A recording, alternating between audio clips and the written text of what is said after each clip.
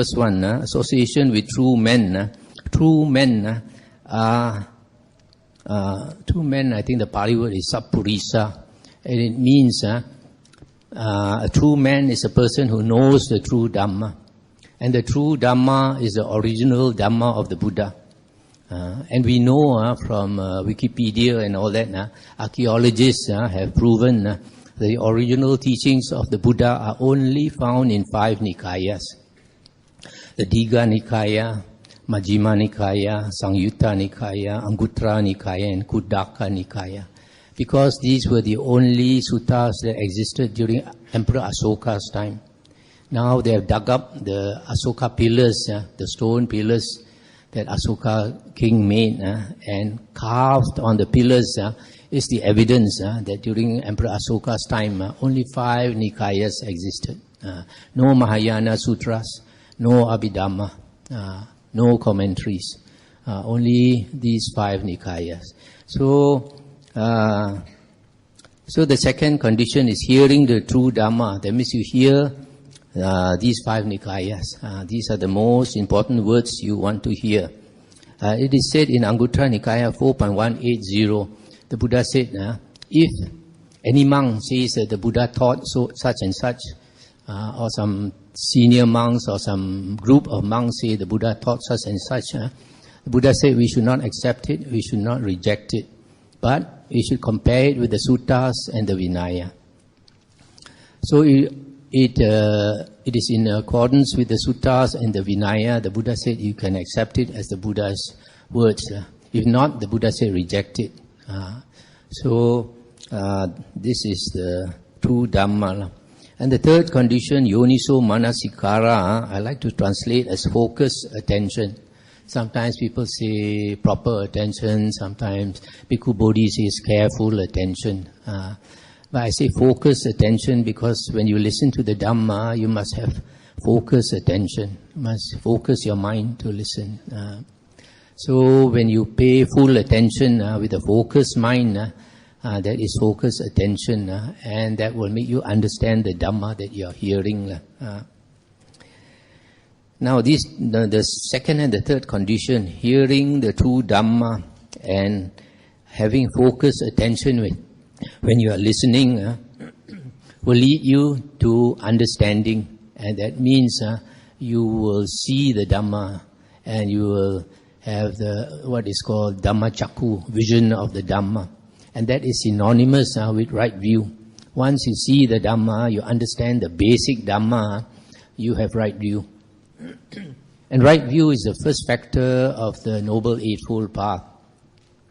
So when you attain right view, you have entered the Noble Eightfold Path. That's the meaning of entering the stream. And stream entry, becoming an Arya, first path attainer, is understanding the basic Dhamma.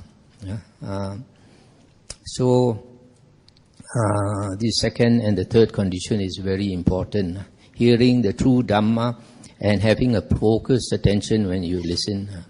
The fourth one is practice in accordance with the Dhamma. After you have learned the Dhamma, then you must practice, carry it out. And when you practice the Dhamma, you attain higher stages of attainment of Aryahood. Because just listening will bring you to the first path. The first path, it takes some time for that wisdom to mature. By practicing, by hearing more Dhamma, by meditating and all that. And then when the wisdom matures, it becomes fruit, Sotapanna. And it said in the Sutta, Sangyutta Nikaya 25.1, that after a person attains stream entry, he will become a Sotapanna, a first fruit attainer before he dies. That means it takes some time for that wisdom to mature. And then when he attains Sotapanna, the 3 fetters fall away. So, in the Majjhima Nikaya, Sutta 115, it is also said, just now I just recap the 4 factors that lead to vast wisdom, that is association with true men, hearing the true Dhamma, focus attention, and then practice in accordance with the Dhamma. These 4 conditions are also called the conditions for stream entry. In some other sutta and the Samyutta Nikaya, they're called the 4 conditions for stream entry. If you want to become an Arya, first path attainer, you have to fulfill these 4 conditions. In the Majjhima Nikaya 115, a monk is called wise if he is skilled in the Dhamma. Because if a person is skilled in the Dhamma, he understands the Dhamma, then he will cultivate wholesome states and he will avoid unwholesome states. If you cultivate wholesome states, you benefit yourself and you benefit others. If you cultivate unwholesome states, you'll harm yourself and you will harm others as well. Now, just now we talk about right view, stream entry. When we attain right view, we eliminate ignorance and delusion. There are 3 causes of suffering, we know, greed, hatred and delusion. In the suttas it is said that greed is not extremely harmful but very hard to eliminate. For example, some people like to eat good food. Whenever there is good food, they cannot restrain themselves. So now you get a lot of obese people. Yeah, Malaysia is one country with a lot of obese people. Yeah. So it is not extremely harmful, but very hard to eliminate. It is a weakness, very hard to eliminate. Hatred is extremely harmful, but easier to eliminate. If you hate some people, you might kill them. Like recently we had in Orlando, isn't it? This gunman. People he doesn't know just because of his view that gay people and lesbians are deviant people that should be eliminated. Then he killed innocent people for nothing. They never harmed him. Yeah. So this hatred is extremely harmful, but easier to eliminate because once you correct his view, once he understands, then he can get rid of that hatred. Then delusion is something that is extremely harmful and very hard to eliminate. Delusion, you are ignorant, but you don't know you are ignorant. You believe you are right. Like some people, because of their views, they kill many people and they think they will go to heaven for it. So that is extremely harmful and very hard to change the delusion. Very hard. In the Anguttara Nikaya 10.105, it is said that ignorance, which is usually accompanied by shamelessness and recklessness, will lead to wrong view, and wrong view will lead to wrong thoughts, and then to wrong speech, wrong actions, and this will lead to all unwholesome states or all unwholesome qualities that will harm a lot of people. But the true knowledge, this is knowledge of the Dhamma, will give you right view, which will lead to right thoughts, right speech, right action, which will lead to all wholesome states. So true knowledge or right view, that is Aryan right view, is very beneficial. In the Majjhima Nikaya Sutta 43, it is said that a wise man understands the 4 noble truths. If a person understands or has a basic understanding of the 4 noble truths, he has attained right view. And that means he has become an Arya. So in this sutta also it is mentioned that to attain stream entry, only 2 conditions are necessary. The voice of another teaching you the Dhamma, the true Dhamma, and you have focused attention when you listen to it. It is also said that the purpose of wisdom is knowledge, full understanding, and abandoning or letting go. So if you have wisdom, you will have knowledge, you will have understanding, and you will let go. Sometimes some people go for retreat and then they come back, they say, oh, the teacher certified, they're Sotapanna already. But you see whether they can let go or not. If they cannot let go, cannot be.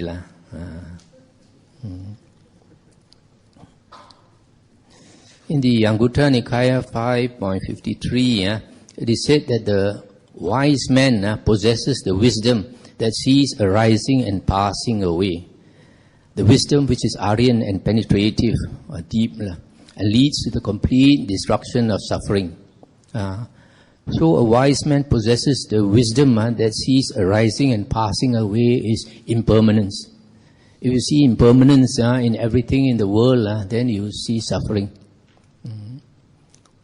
To give you a good example, suppose one day the doctor tells you that you have 4th stage cancer, a big tumor inside you didn't know.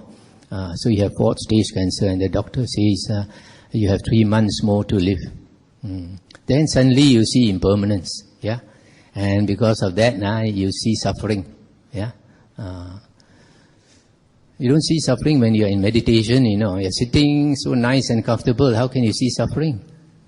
But if somebody tells you that you have 4th stage cancer, then you really see suffering. So the wise man, he sees the nature of the world is impermanent.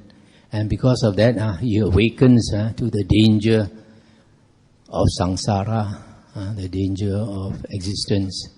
And if he investigates the Dhamma, he knows that there are woeful planes of rebirth that are really frightening. And then he makes up his mind to do something instead of going the normal, happy way, enjoying life. And it is said in some other sutta that once you understand the basic Dhamma and you see impermanence and you see suffering, then you will withdraw from society. You will withdraw from all your friends who go for the happy hour, go to Hajjai and all that. You withdraw and you live a more secluded life. And then some of your friends will think, what happened to this fellow? Now he's a funny fellow. Don't want to mix with us. Aryans are funny fellows. They are not normal fellows. So there's one sutta, Sangyutta Nikaya 12.19. The Buddha said, these are quite strong words. The difference between the wise man and the fool is the living of the holy life or the ending of suffering. So a really wise man, he cultivates the spiritual path to end suffering. A foolish man will still want to continue to enjoy worldly life, worldly pleasures, and in the end, when time comes, then he'll be a very worried man. You can see some people just a few days before they die, they're very scared to close their eyes, because every time they close their eyes, they see Ho Hia Ti Lai Liao, Akong Ama, all that. So some of them dare not switch off the light at night when they sleep. Dare not be left alone in the room. That's not a good sign. There's some even worse. Before they die, they're crying. And I heard of one lady was dying of cancer. She was crying every day, and her close friends asked her why. She said, "Who has tied me up in chains? It's all in iron chains." And she's going to hell. So you won't know until a few days before you die where you're going. So you have to prepare for it. If you're wise, you'll prepare for it. And the best way is to study the Dhamma, listen to the suttas. By the way, this morning I brought 50 micro SD cards in English and 50 micro SD cards, Hokkien talks. It's in the office. If you all want, you can go and get it there. So I shall end here and invite any questions or anything to discuss.